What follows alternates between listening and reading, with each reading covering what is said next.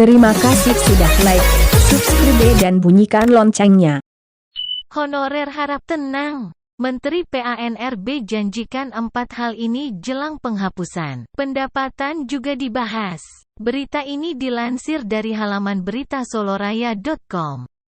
Hanya beberapa bulan lagi hingga penghapusan tenaga honorer yang diatur dalam PP nomor 49 tahun 2018 dilangsungkan. Dalam menghadapi situasi ini, pemerintah terus mencari solusi terbaik untuk menyelesaikan masalah tenaga honorer. Lewat raker atau rapat kerja Komisi 2 DPR RI bersama Menteri PANRB, Abdullah Azwar Anas, tindak lanjut penuntasan masalah tenaga honorer dibahas kembali. Menteri PANRB berjanji untuk melindungi tenaga honorer. Meskipun penghapusan tenaga honorer atau non-ASN telah ditetapkan dalam peraturan resmi pemerintah, ada 4 hal yang dijanjikan agar honorer bisa tenang. Hal itu pun sesuai dengan arahan Presiden Joko Widodo atau Presiden Jokowi yang meminta adanya solusi terbaik yang dapat mengatasi masalah tenaga honorer. Dikutip berita soloraya.com dari situs resmi Kementerian PANRB,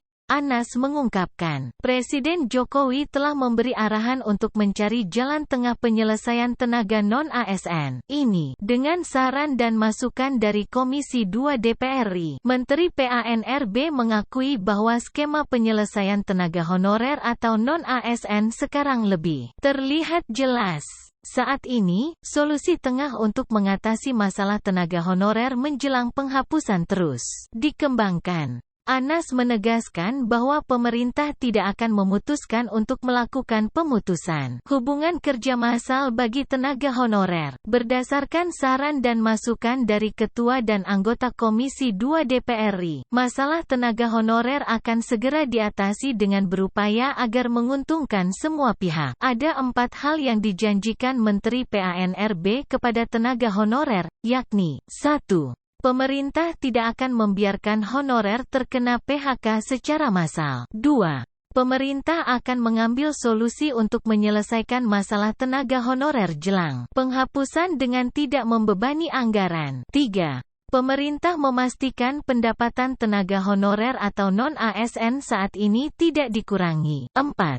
Pemerintah akan menggunakan aturan yang sesuai untuk mengatasi masalah tenaga honorer. Pemerintah mengakui kontribusi signifikan dari tenaga honorer di lingkungan pemerintahan, sehingga penataan SDM akan dilakukan secara serius. Dalam upaya menangani masalah tenaga honorer, dibutuhkan dukungan dari semua pihak agar iklim birokrasi tetap berjalan dengan baik. Faktualnya memang peran tenaga non-ASN ini cukup vital dalam menunjang berbagai fungsi pelayanan publik, tutur Menteri PANRB. Dengan masukan anggota DPR, DPD, berbagai asosiasi, hingga stakeholder, pemerintah dapat merancang skema akhir yang menguntungkan semua pihak. Perlu diketahui, jumlah honorer saat ini melebihi 2 juta. Jumlah ini diperoleh dari survei tenaga non-ASN yang dilakukan sejak tahun 2022. Setelah rapat, Ketua Komisi 2 DPR RI,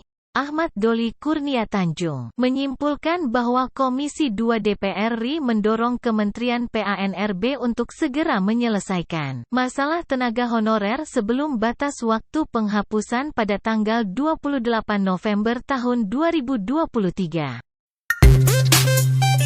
Terima kasih sudah menonton.